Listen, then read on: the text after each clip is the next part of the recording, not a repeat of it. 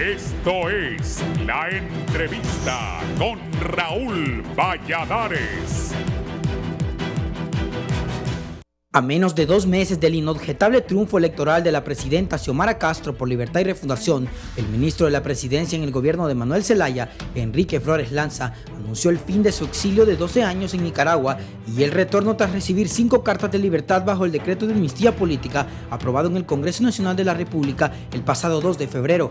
Prevista para el 15 de marzo, la vuelta a casa de Flores Lanza pasó al día siguiente y así evitar cualquier coincidencia con la jornada en la que el expresidente Juan Orlando Hernández Alvarado compareció ante el juez natural que conoce el pedido de extradición del exgobernante a Estados Unidos. Queremos agradecer a una mujer que recibió un mandato masivo en las urnas, nuestra compañera Xiomara Castro de Zelaya, que ha asumido el reto de la refundación de Honduras. La amnistía que ha pretendido ser criminalizada es precisamente un paso importante para el camino de reconciliación y paz.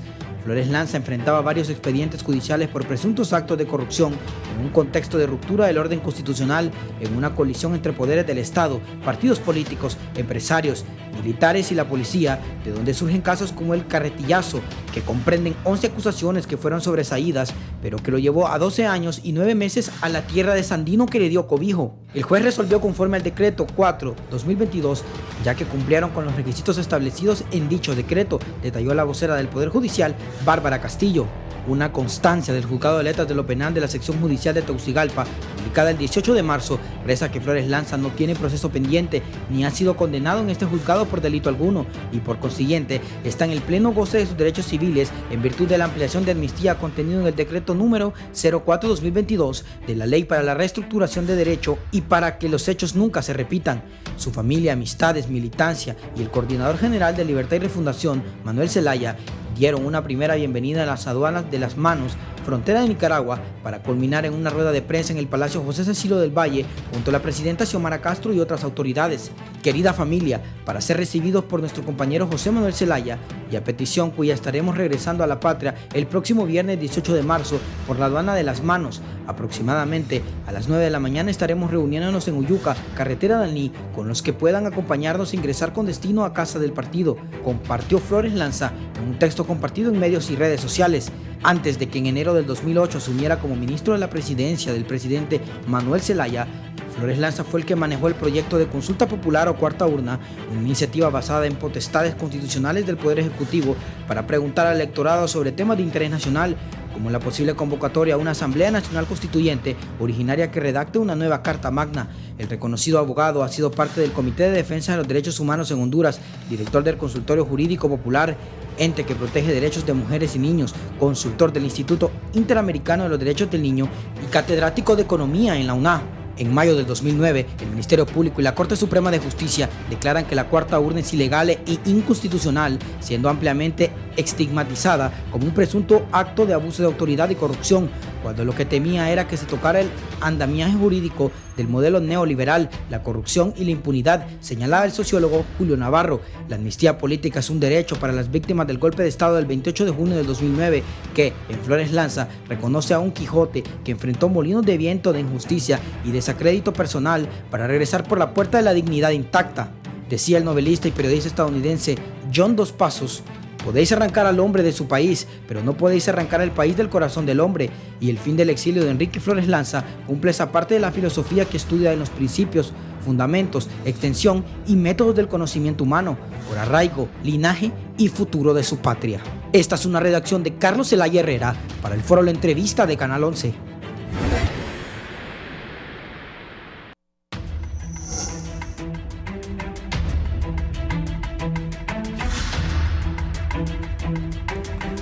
Buenos días, gracias por estar en la entrevista de Canal 11 y Radio Visión Honduras. Es un gusto que estén con nosotros, tanto dentro del país como fuera del país. Recuerden, nos puede sintonizar también en Radio Visión Honduras.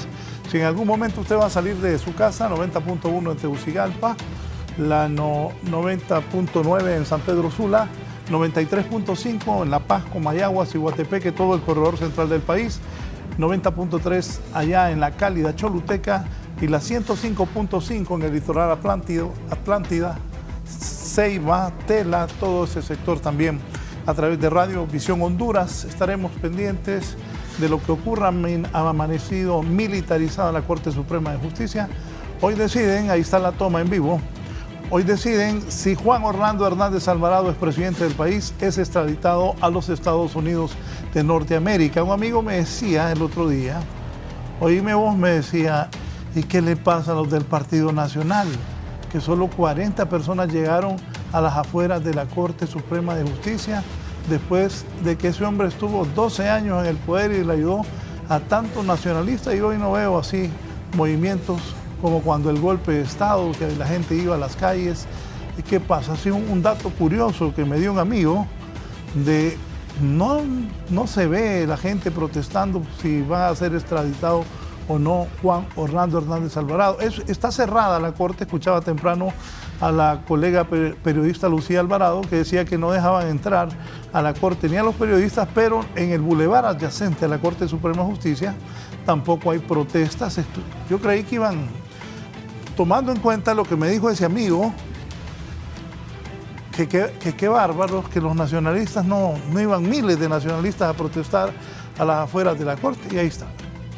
Y en el bulevar adyacente ni un alma tampoco protestando. Así es la vida.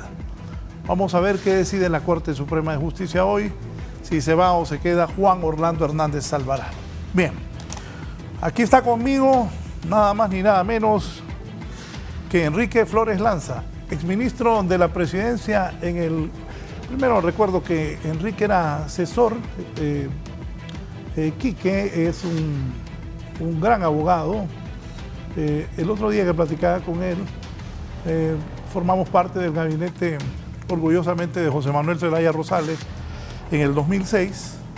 Quique estaba en la parte legal inicialmente, luego fue el ministro de la Presidencia.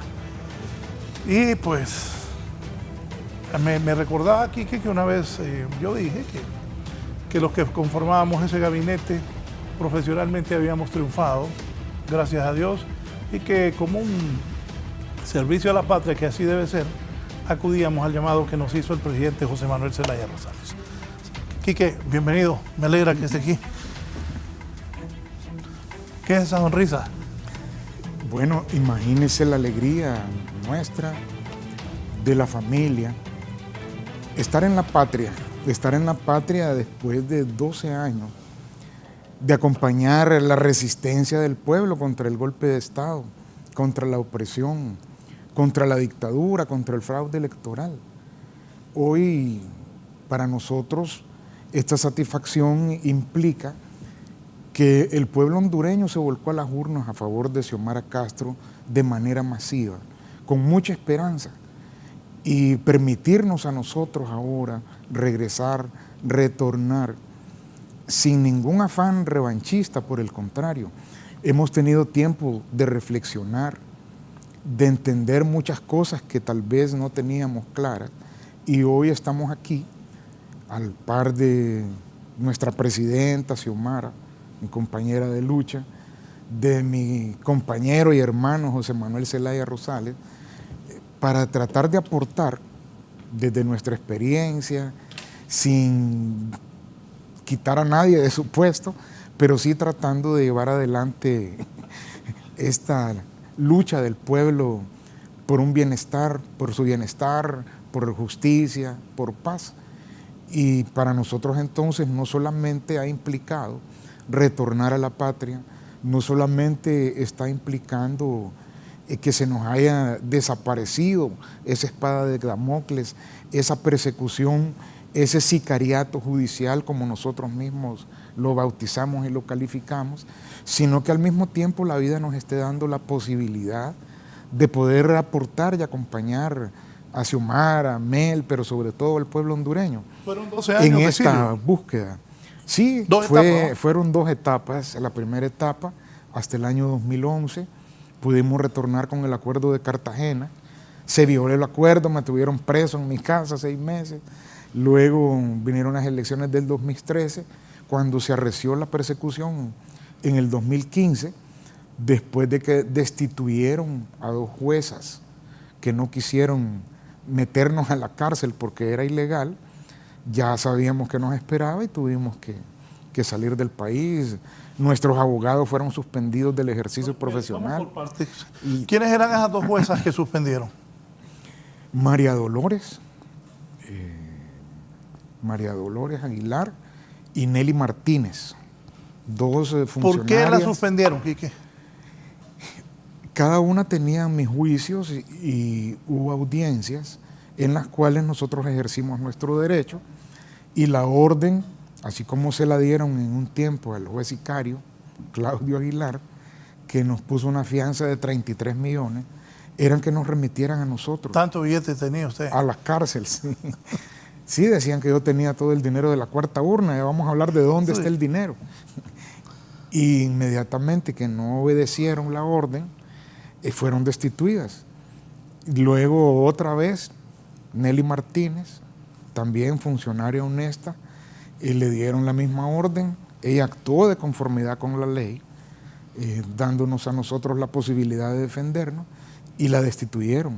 Ambas demandaron a la corte, fueron restituidas 3 años después y ahora continúan al frente de sus cargos. O sea, la restituyeron en su cargo. La restituyeron y ahora están ahí nuevamente impartiendo justicia. En el caso... Eso demuestra que ellas estaban en lo correcto. ¿Y sus abogados qué pasó con ellos? Bueno, yo le agradezco profundamente a mi abogado Raúl Suazo y a Daniel Rivera Mena, que ya falleció, que de Dios goce, que recibieron amenazas directas desde la casa presidencial en ese tiempo usurpada, y les dijeron que no querían que me defendieran. Ellos se negaron y 2 días después lo suspendieron durante 6 meses, durante una argucia ahí en el colegio de abogados que también dominaba o controlaba la dictadura, y estos 2 compañeros tuvieron que aguantar, dejar de trabajar durante 6 meses. Esa gratitud mía para ellos es invariable y permanente por eso. Frente a todo eso es que nosotros no tuvimos más remedio que buscar asilo pues, en otro lugar y seguir nuestra lucha, sufrir el exilio, la expatriación, la mentira, la destrucción de nuestra imagen, de nuestro honor, durante todos estos 12 años. ¿Cómo encuentra el país? ¿Cómo ve a Honduras? Tiene pocos días de estar, pero aparte de la información que usted tenía cuando estaba viviendo en Nicaragua, exilado en Nicaragua, ¿cómo encuentra Honduras? Lamentablemente creo que se conjugan 2 situaciones. Una, la voluntad del pueblo que después de 12 años de resistencia se volcó a las urnas en busca de un cambio, en busca de soluciones, con esperanza, con muchas ganas de salir adelante, de tener un país con paz, con justicia. Pero eso choca con una realidad terrible, porque lo que estamos viviendo es una tragedia. A mí me decían, usted se alegra que se llevan a Juan Orlando al mismo tiempo que usted viene, al expresidente Hernández. ¿Y usted se alegra? Definitivamente no, yo se lo digo desde lo más profundo de mi corazón, que yo lo siento con mucha tristeza. Yo quisiera que... ¿Tiene resentimiento usted contra Juan Orlando Hernández? He logrado durante estos años tener tiempo para reflexionar y no tengo ningún odio, ningún resentimiento. Sí creo que estudiar lo que ha pasado, analizarlo entre todas y todas y buscar las soluciones es la tarea de todos, pero que si nosotros buscamos rencilla, venganza, eso nos quita la paz. Y a una persona sin paz en su corazón no puede tener tampoco suficiente claridad en su mente ni en sus actos. Hoy creemos que vivimos una tragedia, quisiéramos que fuera diferente la historia de este país, no tener un expresidente que está siendo sustraído de la patria por la justicia norteamericana ante actos de narcotráfico y que ponen en evidencia la debilidad institucional, la poca eficiencia del Ministerio Público, de la Corte Suprema, que fueron controlados.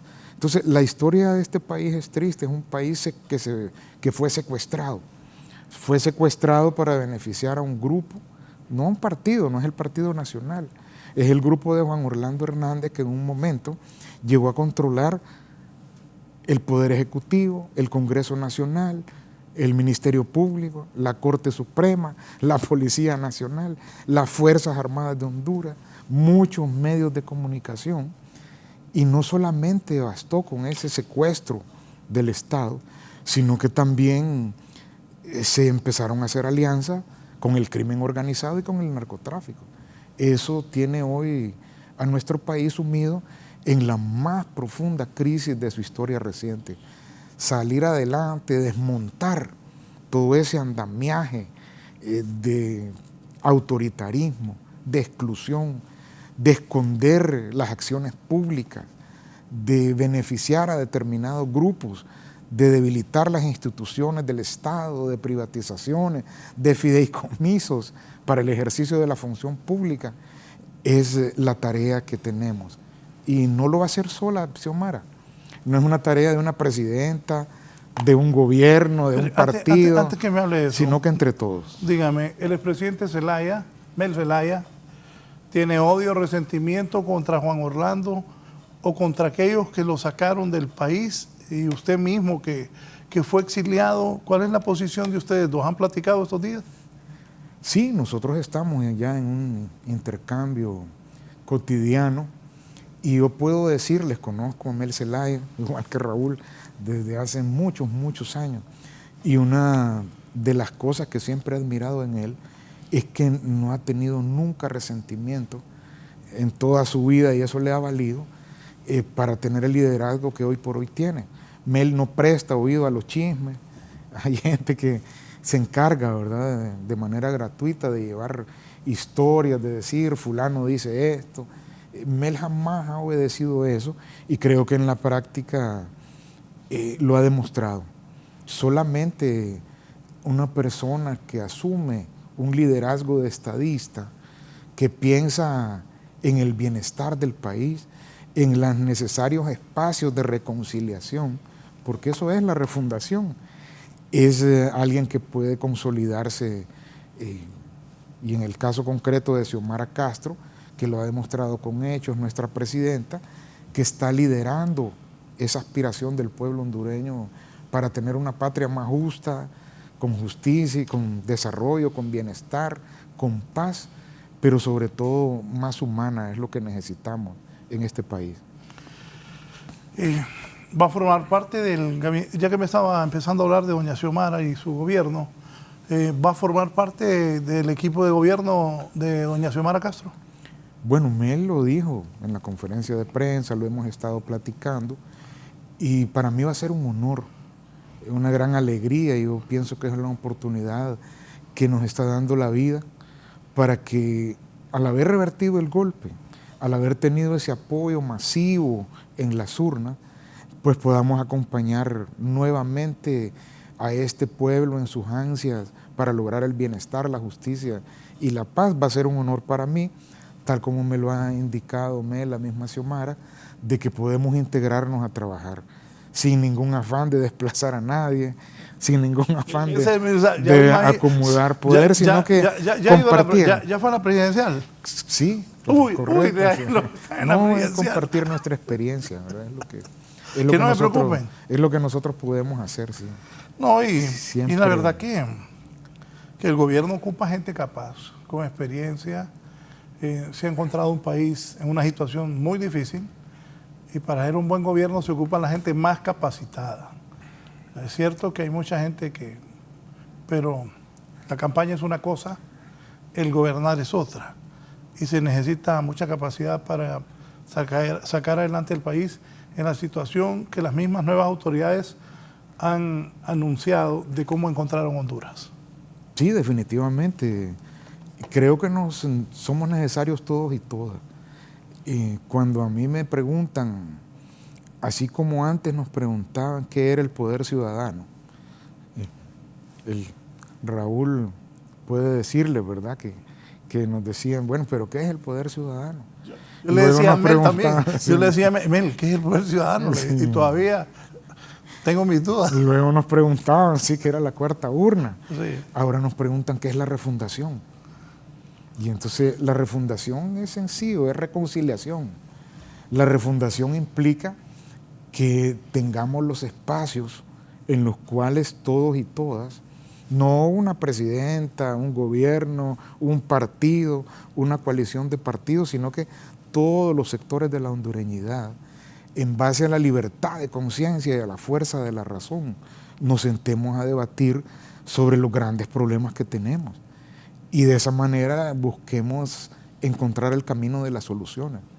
Nosotros, si alguna cosa haríamos diferente a lo que hicimos antes, es tratar de incluir a sectores que en un momento consideramos o identificamos como enemigos, que se opusieron a la cuarta urna, que se oponían a aquellos eventos de los poderes ciudadanos que teníamos en todo el país, y que estaban en contra. Nosotros fuimos acumulando enemigos, por decirlo de alguna manera.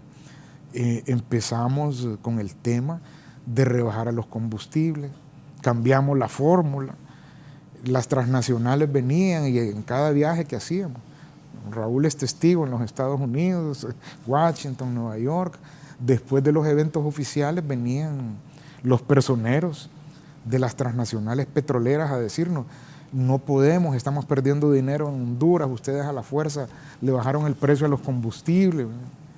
Luego prohibimos la minería a cielo abierto. También ahora lo ha hecho nuestra compañera Xiomara. Entonces ya las personas dedicadas a extraer madera de los bosques, de las zonas de amortiguamiento, etcétera, también enemigos, porque prohibimos, nos aliamos con el padre Andrés Tamayo en las famosas marchas, le bajamos a los intereses bancarios sin absorber nosotros los certificados de depósito, y todo eso pues fue creando. Luego duplicamos el salario mínimo y fue algo que luego resultó en la práctica positivo, pero lo que sí fue la causa real del golpe, aliarnos con Venezuela, con Cuba, en un momento en que la OEA estaba sumamente débil. Tal vez luego conversamos un poquito de eso. Dígame algo, este famoso decreto de amnistía, abogado Enrique Flores Lanza, el decreto de amnistía, ¿qué es en sí? Hice algunas anotaciones aquí. ¿Es un acto de justicia o es un acto de impunidad, como algunos han querido llamarlo? Yo creo que para entender el decreto de amnistía tenemos que tener información y ubicarnos de manera histórica. Nosotros no debemos ni podemos olvidar que durante el golpe de Estado, mientras el presidente lo estaban sacando a balazos de su casa en pijama, mientras en las calles estaban reprimiendo al pueblo que estaba exigiendo el retorno del gobierno electo de manera democrática, mientras en el Congreso diputados traidores estaban nombrando un sucesor constitucional y manejaban una renuncia falsa del presidente Zelaya, pues los que lideraron ese golpe de Estado le estaban ordenando a los jueces y a los magistrados que fabricaran juicios, que emitieran órdenes de captura, que estigmatizaran al presidente Zelaya, a sus ministros, a sus más cercanos colaboradores, a los dirigentes sociales y a los ciudadanos que de una u otra manera se estaban oponiendo abiertamente al golpe de Estado y estaban luchando para el retorno a la democracia. ¿Andaban persiguiendo? Son juicios, sí, claro, son juicios fabricados. La Comisión de Banca los metió en un listado ahí. Totalmente. En ese momento a mí me dicen, ¿por qué antes no explicó dónde estaba el dinero? Estábamos salvando la vida. Nosotros tuvimos que estar de casa en casa, de embajada en embajada, hasta que luego tuvimos que salir. Bueno, cuando Mel acepta a solicitud de Hillary Clinton la mediación del expresidente Oscar Arias de Costa Rica, se va para San José. Oscar Arias llama a Roberto Micheletti y le dice: Mel quiere que su comisión negociadora le encabece su ministro de la presidencia, Enrique Flores Lanza. Él está clandestino en Honduras. Aquí estábamos organizando la resistencia. Y Micheletti le contesta a Oscar Arias, nunca, jamás, a ese ya lo vamos a capturar. Entonces, a raíz de eso, tuvimos que iniciar un operativo, primero con varias gente que colaboró, amigos, de vehículo en vehículo, y la última parte en un caballo, en una montaña. Fuimos a caer a Somoto, y ahí empezó la primera etapa del exilio. Eso fue así. Entonces, si nosotros no entendemos que estos son juicios producto de lo que nosotros denominamos sicariato judicial, que es una justicia que recibió órdenes superiores, que fabricó estos juicios, no podemos entender la necesidad de que para que haya reconciliación en este país, de que se hace necesario corregir esas fallas y esos defectos de la justicia. ¿Cómo? Con un decreto que permita terminar con esa persecución. Y no lo decimos nosotros, yo creo que eso es bien importante, porque los mismos que dieron el golpe de Estado, que decretaron en el 2010 una amnistía para ellos mismos, también se arrogaron el derecho de señalarnos, de ponernos a nosotros juicios a su antojo, a espaldas nuestras, sin darnos audiencia, sin permitirnos derecho de defensa, sin llamarnos a declarar, sin poder aportar ninguna prueba, ni ningún elemento. Por eso no hemos sido nosotros, sino que los organismos internacionales de derechos humanos, la OEA, la ONU, un informe del mismo Departamento de Estado que hizo Hugo Lawrence para el secretario de Estado de los Estados Unidos, y luego la Comisión de la Verdad y Reconciliación dijo que esos juicios eran políticamente motivados, que había que anularlos, había que ponerles término, y es más, está en las recomendaciones de la Comisión de la Verdad, que había que deducirle responsabilidades, investigar a los fiscales que los habían fabricado. Y últimamente, la CID, que es la Comisión Interamericana de Derechos Humanos, admitió nuestro juicio, nuestra demanda. Eso implica que va a ser ahora la CID la que va a presentar ante la Corte Interamericana de Derechos Humanos una demanda a nombre de Mel Zelaya, de Enrique Flores Lanza y otros por persecución política, por denegación de justicia, por violación a nuestros derechos humanos. ¿Y qué pasa si al final les dan la razón? ¿Van a demandar? ¿Le van a sacar billete a Honduras ustedes mismos? Esa demanda normalmente implica una indemnización, pero yo lo digo ¿De cuánto, abogado? Aquí, ¿indemnización de cuánto? que nosotros no queremos dinero. Nosotros no estamos buscando una indemnización. Nosotros solo queremos una cosa. Solo queremos que nos devuelvan lo que nos han robado, que es la verdad, que es nuestro honor, que es nuestra imagen. Porque en base a la mentira es que se dio un golpe de Estado. Se dijo que Mel iba a quedarse en la presidencia, mentira. Que la cuarta urna tenía ese afán de hacer una constituyente y entregarle Honduras a manos de Fidel Castro. En base a la mentira, luego se nos ha a nosotros perseguido de manera constante y se nos tiene como ladrones, se nos ha señalado y nosotros no queremos dinero, simple y sencillamente queremos que nos devuelvan lo que nos robaron, la verdad, porque la verdad nos hará libres, Raúl, y creo que es necesario porque no podemos nosotros construir, y eso es bien importante porque no solo es en contra de Enrique Flores Lanza, nosotros no podemos construir un proyecto político como es el del Partido Libre, porque indiscutiblemente el origen del Partido Libre es el poder ciudadano.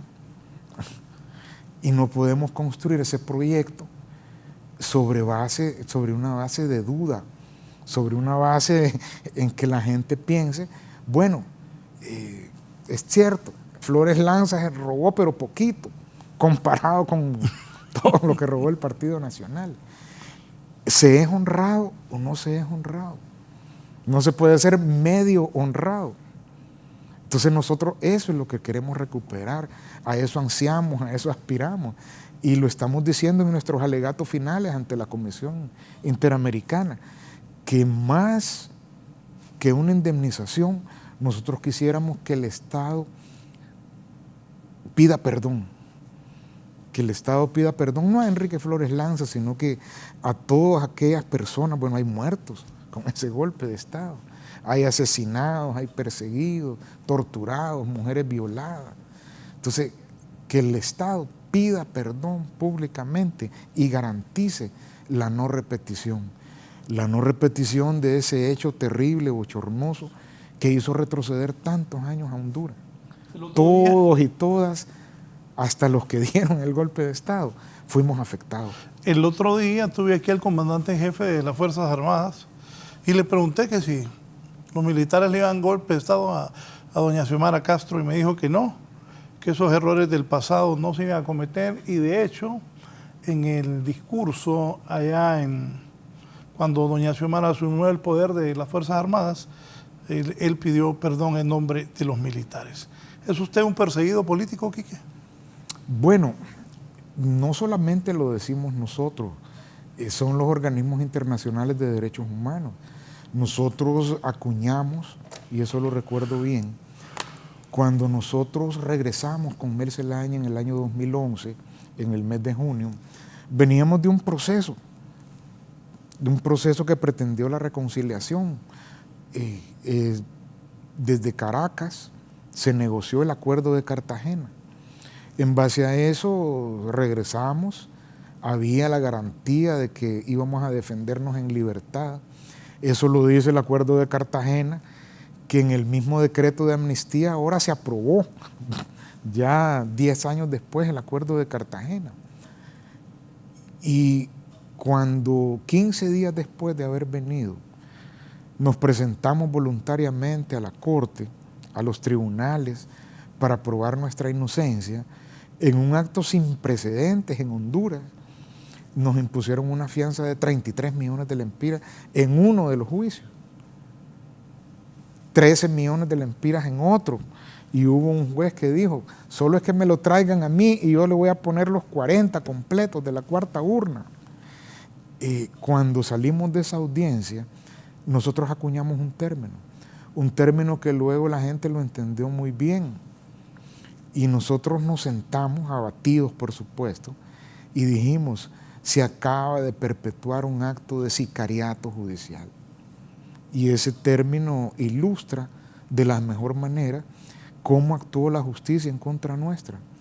Somos una familia de abogados, Raúl. Mi madre, mi padre, mis tíos, mis hermanas, mi esposa, mis hijos. Y gracias a eso pudimos enfrentar a medias a esta persecución. Interpusimos cientos de acciones, cientos, no es mentira. Reposiciones, apelaciones, amparos, inconstitucionalidades. ¿Qué no pudimos hacer nosotros para que la justicia rectificara? Todo fue en vano. Al final, las juezas que no obedecieron esa orden y no se quisieron convertir en sicarias judiciales fueron destituidas. Nuestros abogados fueron suspendidos en el ejercicio profesional. Y todo eso, pues, creo que hace de manera clara y contundente entender que la persecución en contra de Mel Zelaya y nuestra, como sus más cercanos colaboradores, se dio. Lo ratificaron luego los organismos internacionales de protección de los derechos humanos. Y el día de hoy, a Honduras le va a tocar enfrentar al gobierno, paradójicamente al gobierno de mi compañera Xiomara, una demanda ante la Corte Interamericana de Derechos Humanos por persecución política, por denegación de justicia, por violación de las garantías procesales, por violación a los derechos humanos. Quique, dígame algo. Yo estuve en ese Consejo de Ministros, pero mucha gente no sabe. ¿La cuarta urna fue una actividad legal o no? Y si fue legal, explíqueme dónde está la legalidad de esa decisión de ese Consejo de Ministros presidido por José Manuel Zelaya Rosales en el 2009, que le daba legalidad a la cuarta urna y a todos los que participaran en ella? Nosotros fungíamos al momento del golpe como ministro de la presidencia, coordinador del gabinete de gobierno, secretario del Consejo de Ministros, y también se me había dado la responsabilidad de ser el coordinador nacional de ese proyecto oficial del gobierno de la República, conocido como la cuarta urna. Como abogados procedimos a realizar todos los trámites. Hay un PCM, que es el 020-2009, en el cual el Consejo de Ministros, el presidente en Consejo de Ministros, ordena realizar una consulta popular. Está publicado en el Diario Oficial La Gaceta, en el cual se iba a colocar una cuarta urna y con una pregunta clara: si el pueblo estaba de acuerdo con que el día de las elecciones generales se colocara una cuarta urna para consultarle si estaba o no de acuerdo con que se convocara una Asamblea Nacional Constituyente. Eso iba a ocurrir en el próximo gobierno, no en este gobierno. ¿Y la idea de la cuarta urna fue suya? No, precisamente en vista de las reiteradas, manifiestas violaciones a la Constitución, tuvimos una reunión en la cual yo acompañé al expresidente Zelaya. Ahí estuvieron representantes de los partidos políticos, estuvo el embajador Hugo Lorenz de los Estados Unidos, estuvo ahí Carlos Flores, Corrales Álvarez, estaban también representantes del Partido Nacional, Porfirio Lobo, Ricardo Álvarez. Era una reunión de política. Roberto Micheletti, por supuesto, presidente del Congreso, y fue Arturo Corrales Álvarez, porque llegamos a la conclusión en esa reunión de que necesitábamos una nueva constitución, de que la constitución que teníamos teníamos que actualizarla, adecuarla a los nuevos tiempos, porque si no siempre utilizábamos aquella fórmula. Y digo utilizábamos porque era la práctica común de los políticos en el Congreso.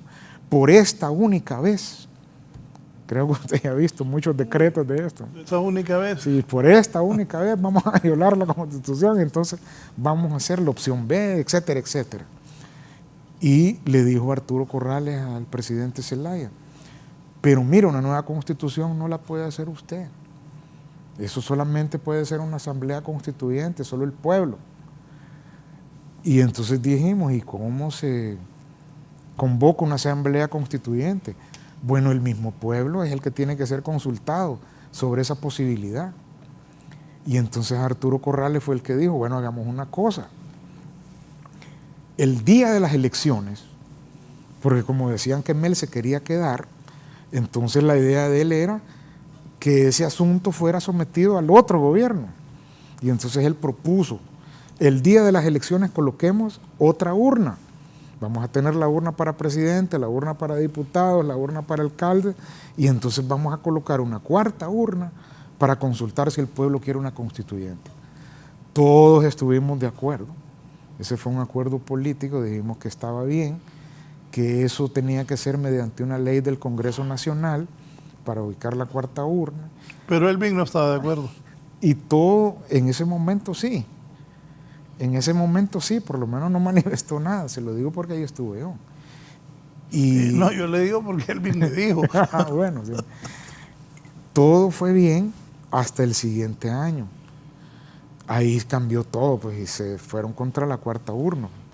Y ahí fue entonces donde el presidente Zelaya, en Consejo de Ministros, decidió y dijo, bueno, para que motivemos al Congreso, hagamos desde el Ejecutivo una consulta, y entonces en base a la Ley de Participación Ciudadana, que es una ley que fue aprobada en los primeros días del gobierno de Mel Zelaya, es una ley que redactamos con Mel, con Patricia Rodas, con Milton Jiménez, su servidor, y que permitía que el pueblo fuera consultado de manera no vinculante, no obligatoria, para poder ilustrar las actuaciones del Congreso, del Ejecutivo, y en base a la Ley de Participación Ciudadana es que precisamente se emite el decreto, el PCM, un decreto ejecutivo del presidente en Consejo de Ministros, donde se ordena realizar esa consulta popular, se instruye, y en esa parte usted se debe recordar muy bien, porque se instruye, lo cual quiere decir se ordena a todos los funcionarios del gobierno, ministros, directores de instituciones, presidentes, etcétera. O sea, era una orden presidencial. Sí, por ahí es el decreto PCM 2020, en que está publicado en la Gaceta, y se les dice que tienen que asumir como una actividad oficial del gobierno de la República la realización de esa encuesta. Luego fueron necesarios fondos, pero no sé si luego tratamos ese tema importante, pero absolutamente nosotros tenemos el PCM 020-2009 publicado en el diario oficial La Gaceta, que no fue impugnado. Eddie, busca ese decreto PCM Está 2020. Más adelantito, ahí se ve, es en La Gaceta. Es en La Gaceta, Eddie, búscalo. Porque aquí vienen estas preguntas también, Quique. ¿La cuarta urna provocó o fue la causa del golpe de Estado? Nosotros creemos que fue un pretexto. Definitivamente en la geopolítica internacional Ponelo.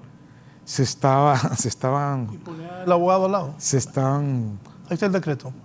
Antes que me conteste, mira, No, ahí está el decreto. el que sigue, ese es el 05, el que se anuló. Siga, hay uno, es el 020, más adelantito.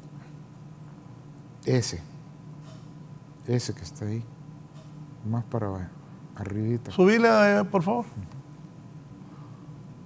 Ahí está. Creo que se puede leer, ¿verdad? Sí, amplialo para poder leerlo, por favor. En la pantalla grande, Quique. Decreta. Ahí se puede leer bien. Ordenar que se realice de conformidad, quita el logo. Decreta, dice, artículo 1, ordenar que se realice de conformidad con la ley una encuesta nacional de opinión que se llevará a cabo el domingo 28 de junio del presente año, planteando la siguiente pregunta. Arriba. No, baja.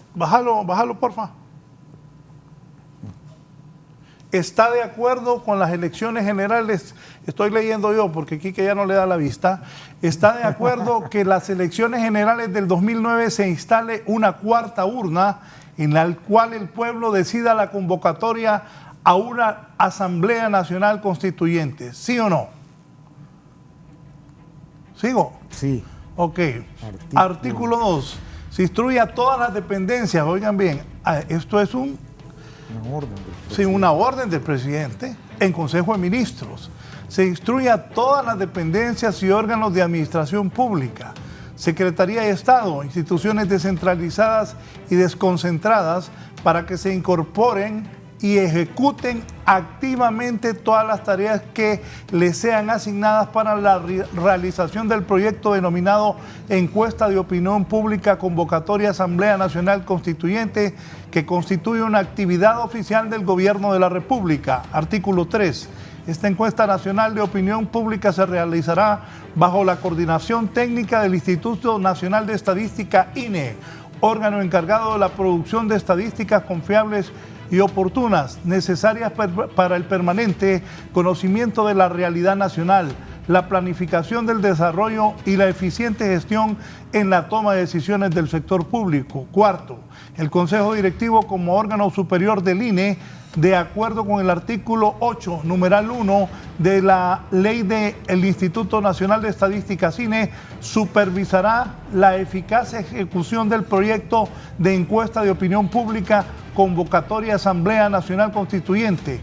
El secretario de Estado en el despacho presidencial, en su condición de presidente del Consejo Directivo del INE, será el funcionario encargado de informar los resultados de la encuesta de opinión pública. 5. Este decreto es de ejecución inmediata y deberá publicarse en el diario oficial La Gaceta. dado en casa presidencial en la ciudad de Tegucigalpa, municipio del Distrito Central, a los 26 días del mes de mayo del 2009. Comuníquese. Y las firmas. ¿Quiénes firmaron? El presidente y todos los ministros.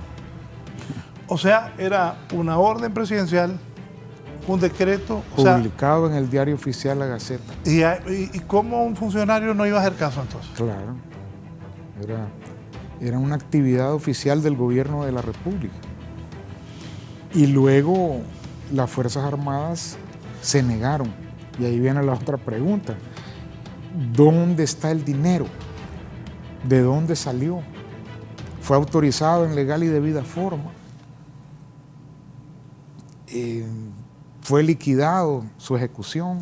¿Se quedó Enrique Flores Lanza con él? Óigame, ¿tiene ese billete usted ¿Dónde todavía? está el dinero? ¿Dónde está ese billete? A mí me gusta que me pregunten eso, ¿dónde está el dinero? Cuando las Fuerzas Armadas, y eso fue también en Consejo de Ministros, se negaron a acompañar el proceso de la cuarta urna.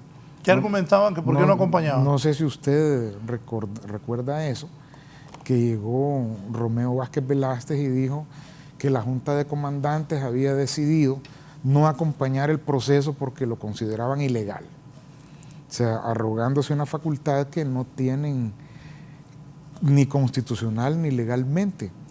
Entonces, el coronel Jorge Roda Gamero, ministro de Seguridad, dijo que no importaba, que le podía acompañar el proceso la policía. Y se decidió ahí entonces que fuera a través del Ministerio de Seguridad que se diera el acompañamiento y la logística para el proyecto. Se solicitó una transferencia de fondos en legal y debida forma, se autorizó mediante la partida de contingencias. Ese decreto que leí... Ahí en esos documentos están los dictámenes de la Secretaría de Finanzas, de Presupuesto, de Preintervención, de Auditoría Interna, que sería bueno que los pusiéramos ahí, que son documentos oficiales del gobierno que autorizaron esos fondos. Más, un poquito más, para que les demos por lo menos una miradita, dele un poquito más. Ahí están, miren, esos y los que siguen. Dale, son documentos internos. Espérate, primero voy a leer arriba. Son documentos internos de la Secretaría. Decreto sobre seguimiento al ministro de la Presidencia, Enrique Flores Lanza. No, eso es de antes. Ahí, acérquelo más. Toda. No da. Procedimiento seguido en legal y debida forma para la obtención de los fondos de la cuarta urna. Aquí, ¿qué? Sí. Entonces ahí estamos viendo, mire. Todo eso, la Secretaría de Finanzas, eso fue acompañado de los respectivos dictámenes de presupuesto, preintervención, auditoría interna, y ahí está. Eso ¿Se hizo todo el trámite legal? Todo el trámite legal de esos fondos. Y estos otros, espérate. 40.000. Acércalo, Gerson, no te vayas a venir, acércalo. Falta otro. Sí. Sigan dándole. Les tiene sus sellos, tiene todo eso. ¿Subí? ¿Hay más? Sí, ahí siguen. ¿No? Entonces, luego, ¿quién los retira? Que esa es una mentira que la han convertido en verdad. Dicen que nosotros llegamos con una carretilla al Banco Central. ¿Cómo ir al súper? Ordenamos que abrieran las bóvedas del Banco Central. Tanto poder tenía. Llenamos la carretilla, dice, con lo que pudimos, que fueron unos 40 millones, y luego nos la llevamos para la casa, pues, y después la repartimos en los amigos. Pero realmente eso que fue autorizado en legal y debida forma fue retirado por el ministro de Seguridad, Jorge Roda Gamero. Ahí aparece una foto, aparece luego ahí un oficio del Banco Central, pero cuidado, Jorge Roda Gamero no tocó un centavo de ese dinero.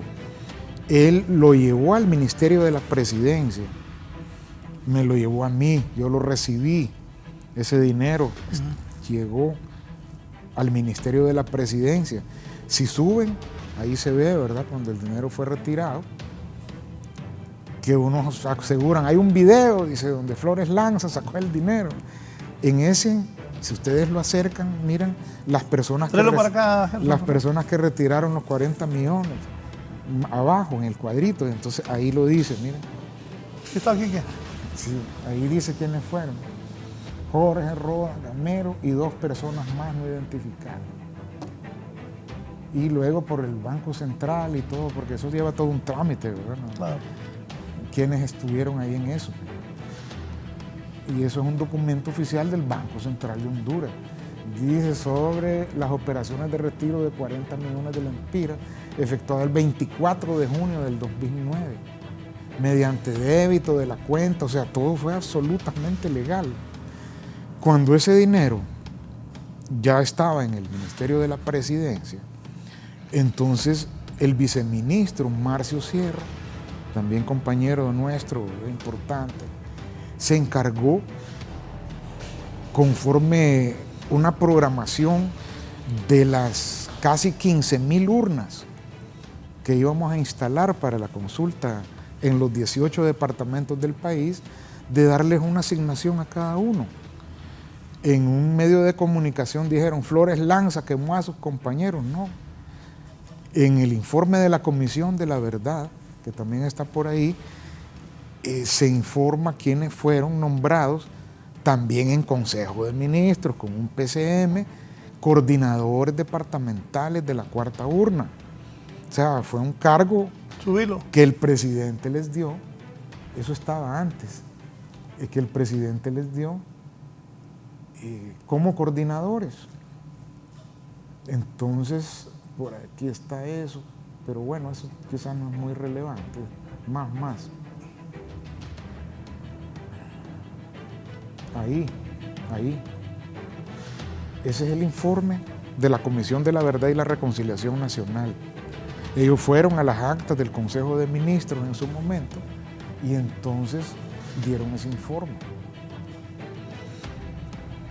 Y ahí dice, pues Enrique Flores Lanza y Eduardo Reina anuncian el nombramiento de los ministros y gerentes.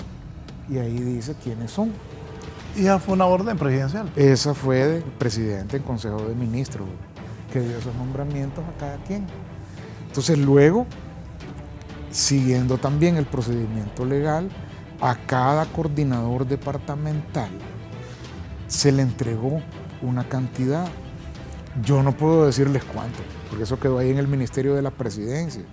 Marcio Sierra se encargaba de contar el dinero, de entregarlo a cada coordinador, que no llegaba solo tampoco, Raúl, eso todo, hay muchos testigos.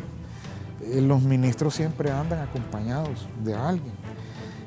Se entregaron los fondos, fueron recibidos, fueron contados, se firmó el respectivo recibo y documento, y todos esos documentos quedaron ahí en el Ministerio de la Presidencia. ¿Eso fue para todo el país? Para todo el país.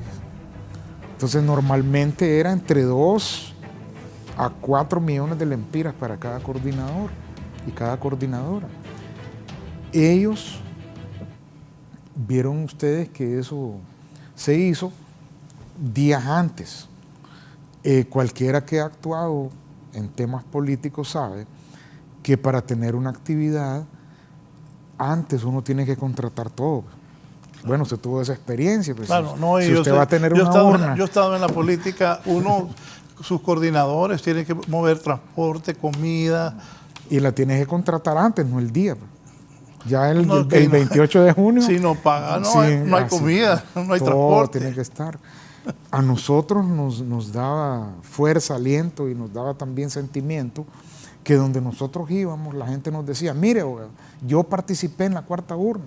Incluso algunos nos decían, nosotros votamos ese día de la cuarta urna. No es que alguna gente a votó. mí fulano de tal me dio tal cantidad para tal urna, ¿verdad? Yo hice tal actividad y entonces yo recibí fondos de la cuarta urna. Entonces, si hay algunos fondos que hayan sido utilizados de manera adecuada en una actividad que era un derecho del pueblo para opinar, era el primer ejercicio de democracia directa que se iba a practicar en el país, era el derecho que la gente tenía por primera vez a decidir su destino, Pero, a decir si quería o no. Mire, le voy a contar, yo como aquí no ando tapando a nadie, Sí. me dice Eduardo, oiga bien lo que me dice, el gobierno de los Estados Unidos se ha volcado en apoyo sin comparación a otros gobiernos de la historia reciente de Honduras. ¿Está de acuerdo Quique Flores con que el gobierno de Xiomara Castro tenga a los Estados Unidos como principal socio en sacar del subdesarrollo a Honduras? Y me pone, hasta practicaron ese programa, desde ayer te mandaron las preguntas, en el colegio se llamaba llevar chepe a un examen. No, fíjate Sí. que ayer, Eduardo, estuve viendo esa triste selección de Honduras que deberían replantearse todos ustedes, porque es un desastre, la eliminatoria más vergonzosa de la historia. Aquí que ella va a contestar, aquí me pregunta otra amiga que yo aprecio mucho y recientemente tuvo una pérdida muy dolorosa. Quisiera saber si Carlos Flores y Roberto Micheletti estuvieron de acuerdo con la gran idea de Arturo Corrales de instalar la cuarta urna. Aquí usted mande que Quique que responde y yo leo, no se Gracias. preocupe. Estados Unidos de Norteamérica es la potencia más grande del mundo y en el caso nuestro principal socio comercial. Nosotros estamos conscientes de que debemos de tener, y lo buscamos, Xiomara lo busca, una relación cercana, estrecha, pero sí de respeto. Y eso se logra no porque nosotros vayamos a obedecer ciegamente y vamos a actuar primero en base al interés de Estados Unidos y luego en base al interés nuestro. Es normal y yo creo que todos los gobiernos que se dan su lugar, es el caso de México, vecino de Estados Unidos, se fundamenta la economía mexicana en brindarle bienes y servicios a la economía norteamericana, pero eso no implica que el presidente López Obrador no exija una relación de respeto con relación a los Estados Unidos.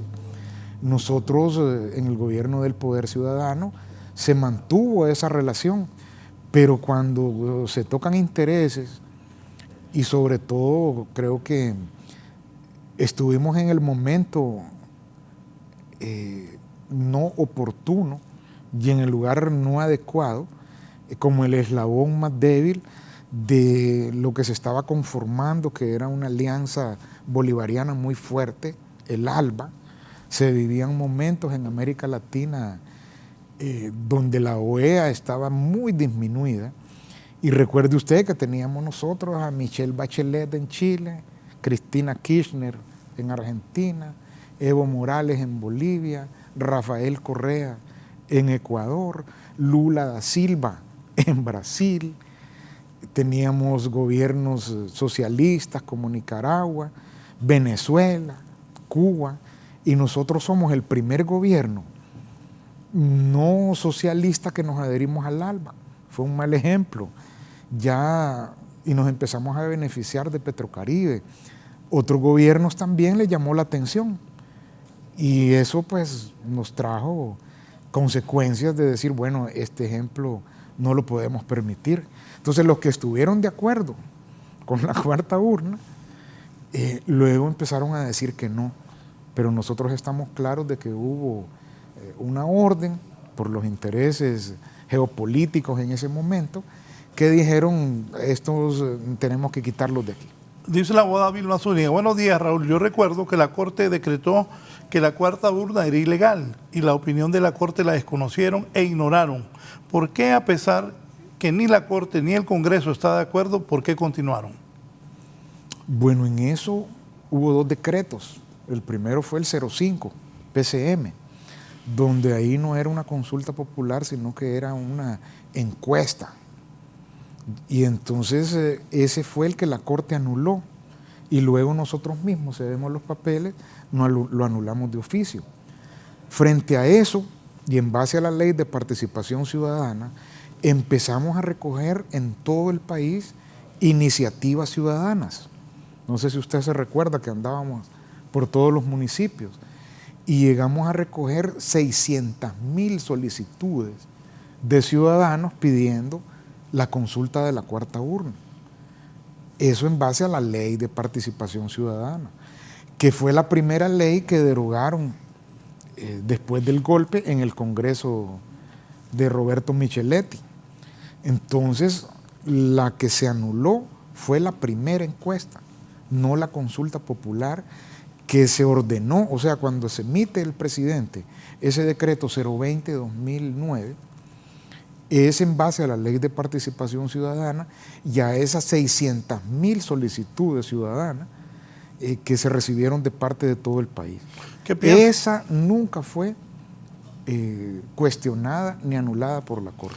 ¿Qué piensa de Romeo Vázquez, que era jefe de las Fuerzas Armadas, que fue retirado del cargo y luego pues lideró el golpe de Estado en la parte militar? Bueno, mire, yo en este caso he escuchado declaraciones de Romeo Vázquez diciendo que nosotros tenemos que rendir cuentas, que tenemos que ser juzgados, y yo solamente digo que sí, nosotros estamos dispuestos a rendir cuentas siempre, en cualquier momento. Creemos que es algo inherente a la actividad de cualquier ciudadano, pero en el caso de Romeo Vázquez nosotros creemos que un militar que faltó a su honor, que faltó a su lealtad, que manchó su uniforme, ha sido condenado ya por el pueblo. Cuando el pueblo, 1.700.000 votos que apoyan a Xiomara, eso es un rechazo al golpe de Estado, es una forma de pedir que se restituya. Los votos que sacó Romeo Vázquez evidencian el repudio del pueblo, y creemos que no solamente el pueblo en las urnas, sino que la historia le van a dar su lugar. Un militar que faltó a su honor, que faltó a su lealtad y que manchó su uniforme. Entonces creo que no vale la pena referirnos a lo que él diga. Sí. Voy a hacer una pausa para continuar hablando con Enrique Flores Lanza. Me dice, no respondió mi pregunta Enrique Flores, que me responda sí o no, que si estuvieron de acuerdo el ingeniero Carlos Flores y Roberto Micheletti con la gran idea de Arturo Corrales de la cuarta urna. Sí estuvieron de acuerdo. Yo tengo ahí el documento de esa reunión en la cual se llegó a ese acuerdo. Tenemos que ubicarnos. En ese momento se decía, y fue algo con mucha insistencia, de que Mel no quería que hubieran elecciones, de que Mel se quería quedar, y que entonces, y esa fue como una manera de garantizar que iban a haber elecciones, porque al mismo tiempo que se iba a elegir un presidente, también se le iba a permitir al pueblo que opinara si quería una asamblea constituyente. Entonces la idea de Arturo fue blindarse y decir, esa constituyente no la van a poder hacer en este año, sino que después de que el pueblo en la urna haya dicho si la quiere o no la quiere, yo me acuerdo y haya un nuevo presidente, sí, ahí entonces vamos a entrar a hablar de ese tema de la constituyente. Yo me acuerdo que hasta se planteó que la urna se pusiera el día de las elecciones después. Correcto. De las elecciones generales. Yo me acuerdo que le pregunté a Elvin, y Elvin le hizo así, que me dijo no. O sea, eran cosas que pasaban, pues, y eran posiciones. Sí, claro. Ya le contestó a la compañera. También aquí el abogado Carlos Chactur. Buenos días, Raúl. Un saludo al estimado abogado Flores Lanza. Consúltele si el haber hecho esa consulta en el primero, segundo o tercer año de gobierno hubiese tenido el mismo resultado. Yo creo que definitivamente no, Raúl. El tema del golpe de Estado fue una acumulación de acciones, Yo recuerdo que en el año 2008 hubo una reunión con todos los empresarios, y entonces Mel ahí les dijo, levante la mano al que no le haya ido mejor. Teníamos un crecimiento económico de casi el 6%, una inflación controlada, y entonces todos dijeron que les estaba yendo bien, que la economía iba bien, que estaban haciendo dinero. Entonces Mel les dijo, bueno, ahora yo les voy a pedir algo. Ahora yo les pido que nos ayuden para empezar a beneficiar a los marginados, a los descamisados, a los que nunca han tenido una oportunidad, a aquellos que no son bancables, que los bancos no les prestan dinero. Tenemos que hacer compensación social. Y entonces esa fue la idea. Y ahí es donde empiezan a surgir una serie de proyectos de compensación social que caracterizaron el gobierno de José Manuel Zelaya Rosales. Entonces bajarle a los combustibles, recuperar las empresas públicas, aumentarle al salario mínimo, proteger los bosques, proteger el subsuelo, prohibiendo las minas. Todo eso se fue acumulando, pero el golpe o la razón final fue el acercamiento y la Honduras en el alba, ¿verdad? Eso ya causó desconfianza en el gobierno de José Manuel Zelaya Rosell. Buenos días, Raúl. Estamos muy contentos del regreso, dice la abogada Larisa Barahona, del regreso del abogado Flores Lanza, de su reunificación familiar y sobre todo que tenga sus derechos restituidos. Me lo saluda. Gracias, bien, Larisa. Voy a ir a una pausa para cumplir con los patrocinadores. Quienes dieron el golpe de Estado son los mismos que le tienen miedo al pueblo y lo que representa a las minorías de este país. 12 años de retroceso, pobreza e inmigración. Abogado Flores Lanza, ¿deben meter presos a todos los golpistas? ¿Sí o no? Póngase claro. ¿Vamos a la pausa o...? Se conteste, mesa. Bueno, mire, realmente nosotros hemos tenido tiempo de reflexionar. Creemos que el país vive una tragedia. Necesitamos de todos y todas. Y uno de los temas que está pendiente, que no lo debe de estar en manos de nosotros, es la justicia. La justicia debe ser imparcial, la justicia debe traer paz, la justicia debe traer seguridad a un país, la seguridad jurídica. Y es un tema, yo rechazo totalmente que nosotros pretendamos ahora crear una justicia del Partido Libre, de Xiomara, del gobierno del Poder Ciudadano. Quitemos una corte que ha obedecido políticamente a un gobierno que ha sido instrumento de persecución y construyamos nosotros nuestro instrumento. Estoy totalmente en contra de eso y pienso que tiene que haber justicia. Definitivamente no podemos construir una sociedad que no logre esa aspiración máxima que es la justicia, pero que uno de los primeros problemas que tenemos que resolver en este país es la falta de confianza en el Ministerio Público, en la Corte Suprema, en los jueces. Mire, la última encuesta es lapidaria. El 97% de hombres y mujeres en Honduras no tienen ninguna confianza en el sistema de administración de justicia. Entonces creemos que sí es un tema que tenemos que tratar y que tenemos que resolver. Pero sí estoy totalmente en contra de que nosotros pretendamos crear una justicia sesgada con ánimo de venganza, de revanchismo, sino que garantizarle a quien tenga que rendir cuenta lo que nosotros no tuvimos, que es poderse defender un juicio justo, con jueces imparciales, honestos, despolitizados. Esa es una aspiración. Muy bien por el abogado Enrique Flores Lanza. Aclaraciones históricas sobre los incidentes del golpe de Estado. Saludos, Raúl, y al abogado Carlos Roberto Aguilar, próximo embajador de Honduras en Costa Rica.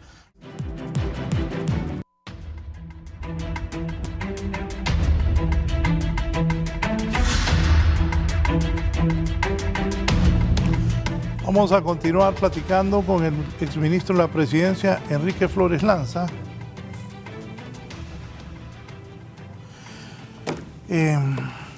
Decía yo, y corríjame porque usted es el abogado, los delitos de ese golpe de Estado no prescriben. En el golpe de Estado se cometieron dos tipos de delitos. Unos que tienen que ver con la forma de gobierno, haber terminado con la democracia, usurpar las funciones públicas. Esos fueron amnistiados en el 2010. Pero la Constitución establece que delitos de lesa humanidad no prescriben. Yo creo, y vuelvo a reforzar la idea, que el sistema de justicia en Honduras está en deuda con el pueblo. Hoy se está decidiendo si el expresidente Juan Orlando Hernández será extraditado hoy o después. Esto ha puesto en evidencia que la justicia en Honduras no funciona. O sea, ¿cómo es posible que hayan tantas personas, no sé el número, extraditadas? ¿Cómo es posible que autoridades de otro país tengan documentados los delitos y los crímenes cometidos en este país al dedillo, pero que frente a eso no exista, no digamos un juicio, o sea, ni una investigación, ni una letra, ni una referencia por parte del Ministerio Público y la Corte Suprema y el Poder Judicial. Entonces creo yo que no es de extrañar tampoco por qué no se ha procedido contra los responsables del golpe de Estado. Pero también vuelvo a reforzar la idea, yo no aspiro a que exista una justicia revanchista, que la que nos persiguió a nosotros ayer se dedique ahora a perseguir a los que piensan diferente a nosotros, a los que fueron nuestros victimarios, sino que precisamente yo creo que es momento de que nos sentemos todos y todas, veamos que ese experimento de la Junta Nominadora fracasó, que tenemos un sistema de justicia totalmente politizado, ineficiente, que no funciona, y que una de las cosas que tenemos que resolver en este país es eso, porque no puede haber desarrollo ni paz en un país sin una justicia que la ampare. La justicia es un valor máximo, la seguridad jurídica permite el desarrollo económico, social, político, humano. Y en Honduras, si no hay justicia, no vamos a poder desarrollarnos de ninguna manera. Entonces yo creo que es importante que nosotros entendamos que la sociedad hondureña, no Xiomara Castro, nuestra presidenta, nuestra amiga, no el gobierno de Xiomara Castro, no el Partido Libre aliado con el Partido Salvador de Honduras, sino que todos los sectores de la hondureñidad, de todos los partidos, de todos los sectores, de todas las formas de pensamiento para reconstruir y para refundar, Raúl, debemos de despojarnos de las ideologías que nos secuestren, debemos nosotros despojarnos de prejuicios, de resentimientos, de intereses mezquinos, y solamente con libertad de conciencia, utilizando la fuerza de la razón, es que le vamos a encontrar nosotros solución a los grandes problemas que tenemos. Para resolver estos problemas no necesitamos marxistas, no necesitamos gente de izquierda, no necesitamos fascistas o gente de derecha, no necesitamos doctores, especialistas, claro que los necesitamos, pero lo que más necesitamos son ciudadanos y ciudadanas que tengan amor a la patria y que actúen de manera libre, libre en su conciencia, que usen la fuerza de la razón y la necesidad de sacar adelante este país para que podamos resolver todos estos temas pendientes. Eso es la reconciliación. La reconciliación nacional es la refundación. Es que eso de la refundación es como el poder ciudadano, pero antes dígame, ¿cuál es el futuro de Honduras con Libre en el poder, con Xiomara Castro como presidenta, como el expresidente Manuel Zelaya como asesor presidencial? ¿Cuál es el futuro del país con Libre manejando el poder de la nación? Yo creo que lo podemos plantear de manera gráfica. El pueblo hondureño dijo un hasta aquí. De esos 1.700.000 votos, no son de Libre todos. No me atrevería a decir cuántos, pero tenga usted la seguridad, y creo que todos lo entendemos de esa manera, que gran parte de esos votos son ciudadanos y ciudadanas que aspiran al cambio, que no querían seguir con un modelo de exclusión, autoritario, de esconder la cosa pública, de beneficiar a determinados grupos, de corrupción permanente. Entonces, ¿cómo debe ser el gobierno de Xiomara? ¿Cómo será? ¿Cómo es esa aspiración? Pues precisamente dándole vuelta a la tortilla y siendo todo lo contrario a lo que el pueblo hondureño dijo, ya no queremos más. Entonces creo yo que la cosa está clara. Si nosotros tuvimos en esto de gobierno después del golpe de Estado, luego en la instalación de una dictadura, fraude electoral, todo lo que el pueblo hondureño rechazó ahí, pues ahora tenemos que hacer todo lo contrario y abrir a la participación ciudadana, a la auditoría social, a los consensos necesarios, a llegar a acuerdos, a que entendamos que vamos a seguir juntos y juntas en este país.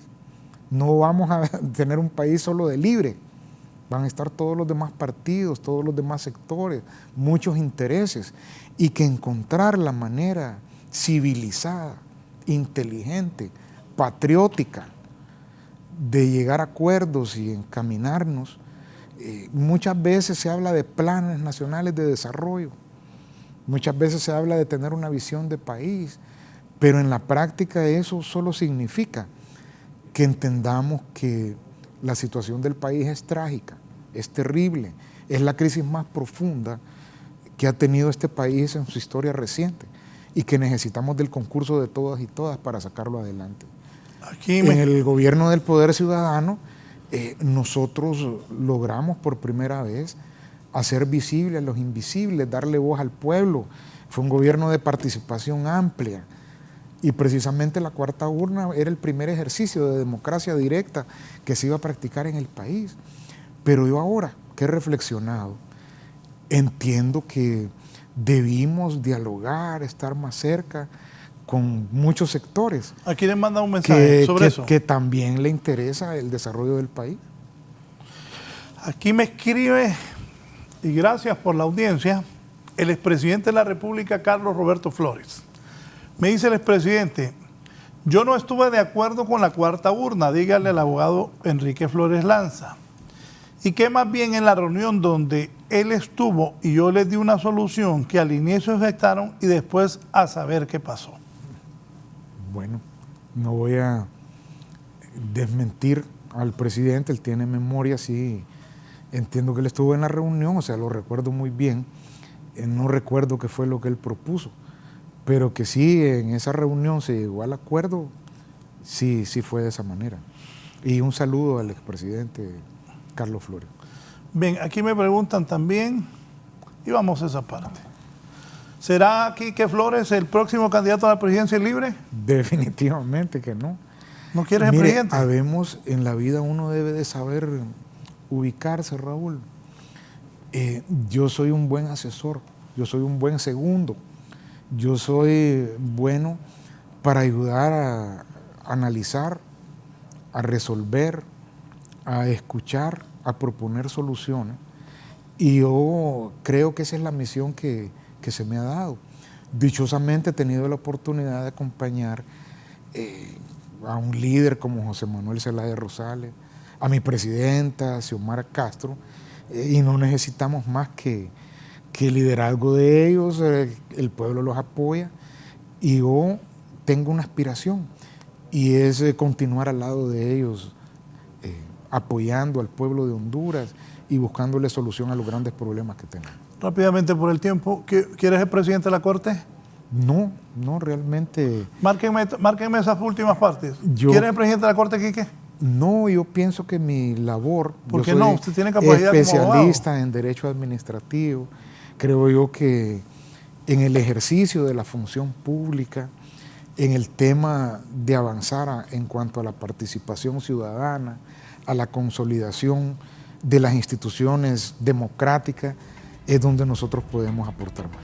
¿Fiscal del Estado quiere ser Enrique Flores Lanza? No, tampoco. Yo creo que, aunque no ha sido siempre así, alguien tiene que ser especialista en derecho penal, tener mucha claridad, una formación, una visión para poder lograr los resultados, porque es un trabajo sumamente especializado, en donde la justicia debe prevalecer y representar los intereses de la sociedad frente a las acciones delictivas.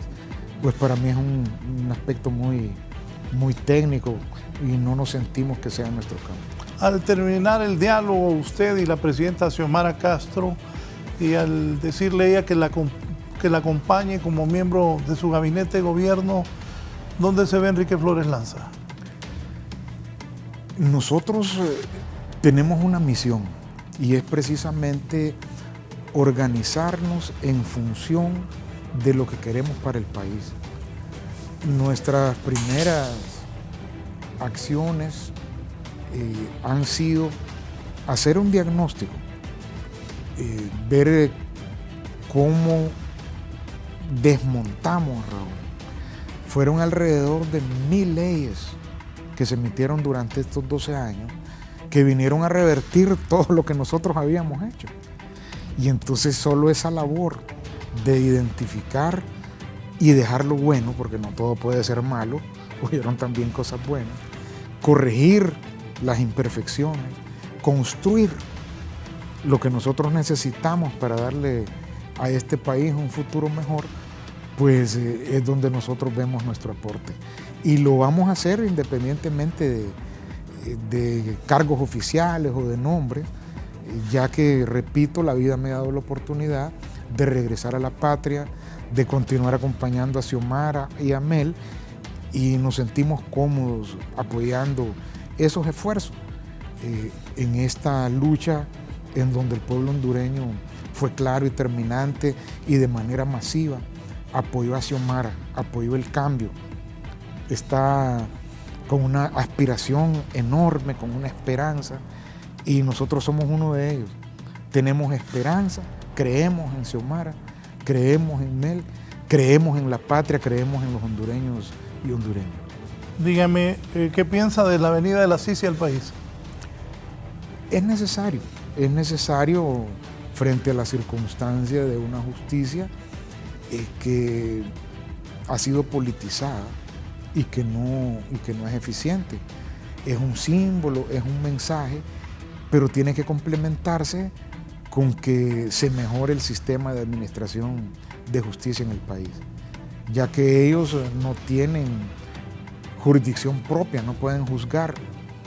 La labor es hacer recomendaciones, señalamientos, investigaciones, pero si la CICIG choca con un sistema que no aprovecha su labor, sino que más bien, como ha ocurrido en otros países y aquí mismo, es identificada como una enemiga del sistema, como una enemiga del gobierno, y que después se la quiere sacar, entonces no vale la pena. Entonces el reto es que junto que venga a mejorar el sistema de administración de justicia. En la siguiente campaña, que es en 2 años, ¿va a aspirar a un cargo de elección popular? Es muy temprano para eso, recién estamos ahora viendo cómo está la patria. Carlos Montoya se lanzó el día que estaba tomando posesión a Ascona. Un saludo para mi amigo, compañero de lucha permanente, Carlos Montoya. Brevemente, nosotros no tenemos aspiraciones políticas. Brevemente, dígame, ¿qué es eso de refundación? Explíqueme. La refundación... Eso está como el Poder Ciudadano, nunca lo entendí. ¿Qué es la refundación? Sí, se hacía esa broma. La refundación es yo le decía a Mel, claramente lograr el desarrollo y la reconciliación nacional. Es dar los pasos para que todos los sectores de la hondureñidad, claro que con el aval de una presidenta apoyada por el pueblo, de un partido que también fue favorecido en las urnas, nosotros podamos buscar solución a los grandes problemas del país. La reconciliación es nada más que buscar la paz, buscar el desarrollo, buscar el bienestar, buscar la justicia, sin ponernos rótulos ideológicos en la frente, sin estar esclavizados a intereses políticos, a intereses mezquinos, sino que actuemos con libertad de conciencia, con la fuerza de la razón y sobre todo con amor a esta patria que tanto lo necesita. Me dice Gerardo Pacheco, saludos Enrique, alegre de que esté de regreso con su familia. Aquí también ya escribió Guillermo Escobar Montalbán, saludos aquí, que bienvenidos a Patria, uno de los mejores juristas en Honduras. Haremos equipo. Ya te querés meter, ¿verdad? Saludos, dice. Saludos. Quique, gracias. qué bien, por saludos a la abogada Marlina, a los muchachos. ¿Qué le dice al pueblo hondureño? Agradecido con esta oportunidad. Y yo sí quiero hacer un llamado porque la situación del país es difícil, no vamos a encontrar soluciones mágicas, rápidas, inmediatas, pero que no perdamos la fe, que no perdamos la esperanza, que no perdamos esa fuerza que el pueblo hondureño empieza a tener y a manifestarse. Algunos compañeros me empiezan a decir, la gente quiere ganas, estuvo 12 años callada, no protestaron, y ahora que viene Xiomara y tiene 60 días y están protestando, se van a la calle, eso es bueno. Eso nosotros tenemos que no solo permitirlo, sino que posibilitarlo. Venimos de una dictadura y la posibilidad de que el pueblo se manifieste, la posibilidad de que el pueblo proteste, de que el pueblo proponga, el reto es buscar mecanismos para que esa protesta, ese descontento se pueda encauzar en apoyo y en propuestas a los grandes intereses del país. Entonces, lo que le digo es que así como el pueblo tuvo fuerza para estar en 12 años de resistencia y luego revertir el golpe en las urnas y ahora buscar un destino mejor de manera democrática, de manera pacífica, de manera participativa, que no pierda esa esperanza y esa fuerza. Un futuro mejor nos espera y eso solamente lo vamos a lograr con la participación de todos, con una democracia incluyente, con una democracia que respete los derechos de todos y luche por tener justicia, paz, bienestar, pero sobre todo en convertirnos en una sociedad más justa y más humana. ¿El momento más difícil de su exilio? ¿Cuál es el momento más difícil que vivió? Cuando mi padre murió y nosotros no pudimos acompañar a mi familia, a mi mamá, ese momento lo marca, nos condenaron al exilio, nos expatriaron, nos destruyeron nuestra imagen, nos convirtieron en criminales, en apátridas, en perseguidos, y sufrir eso, sobre todo porque mi papá fue un hombre ejemplar, no quiero yo, es ampliamente conocido en esta sociedad, y murió esperando que se limpiara su nombre, el nombre de nuestra familia. Y por eso es que nosotros decimos que no queremos nada más, que se nos devuelva lo que se nos robó, la verdad, nuestra imagen, nuestro honor. Por eso vamos a seguir luchando en nombre de mi padre y de nuestra familia. Gracias. Esta mañana el abogado Enrique Flores Lanza, exministro de la Presidencia y próximo funcionario del gobierno de doña Xiomara Castro. Gracias, Quique. Al contrario, una alegría. A ver cuándo volvemos a jugar por otra. Mi invariable cariño y reconocimiento a su apoyo. Cuando se están en momentos difíciles, se conocen los verdaderos amigos. No sé si ya aguantaremos una jugadita de fútbol. Sí, ya ha corrido el tiempo. A Eddie Atala no practicamos el programa, lo hicimos así. Y no aguanto que me mande las preguntas tampoco. Sí, así como jugamos fútbol de memoria desde que estábamos en el San Miguel. Estaba viendo una foto cuando inauguramos la cancha con la CONAPI, la cancha de la Miraflores. Ah, correcto, ahí en mi barrio, ahí crecimos. Saludos a los amigos y las amigas del barrio de mi infancia. Quique, lo mejor de la suerte y que Dios ilumine a doña Xiomara, a todo el equipo de gobierno, porque que gobierne bien doña Xiomara y libre es bienestar para todos nosotros. Y Quique, que es un hombre muy inteligente, me consta de su capacidad, eso nadie lo puede discutir. Los problemas políticos también hay que superarlos, porque tenemos problemas de educación, el combustible sube y sube. Hay tantos problemas en el país que no es fácil, Quique. Recuerdo que alguien le decía al expresidente Zelaya antes de las elecciones, lo que van a encontrar al empezar a gobernar va a ser muy difícil. Totalmente, pero eso no tiene que ser excusa, tenemos que empezar a dar soluciones y hacerlo, ¿verdad? Hay problemas que el largo plazo es el que va a permitir superarlo, pero creo yo que a veces hay cosas simbólicas que deben de marcar la diferencia. a veces no en soluciones, sino que en el estilo, en cómo podemos escuchar a los diversos sectores, en cómo podemos ir construyendo, desarrollando confianza, apoyo a las ideas en beneficio del país. Eso es un gran reto y una aspiración del gobierno de Xiomara Castro. Gracias. Esta mañana el abogado Enrique Flores Lanza, exministro de la Presidencia, en la entrevista. Que tengan una buena semana. Los invito a continuar en sintonía de Canal 11. Buenos días.